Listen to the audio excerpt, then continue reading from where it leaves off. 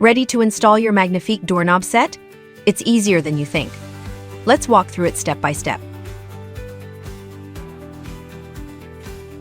First, insert the plastic stability block into the bore hole with the arrow facing forward. Then slide the latch into the cross bore hole in the door. If you're installing a privacy set, make sure the side with the small threaded square faces the inside of the door. That's where the privacy pin will go later.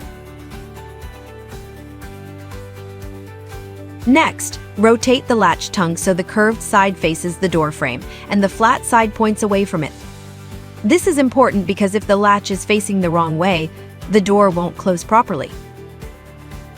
Now, place the faceplate over the latch and secure it with the wood screws provided. The faceplate should sit flush or just slightly inset into the door. If it sticks out, it could prevent the door from closing all the way. Align the rosettes on both sides of the door and use the included screws to attach them through the borehole. If you're installing a privacy set, make sure the privacy pinhole in the rosettes lines up with the pinhole in the latch. This step is for privacy sets only. From the inside of the door, insert the privacy pin into the hole in the rosette. Twist it into the small threaded square in the latch to secure it. And that's all it takes.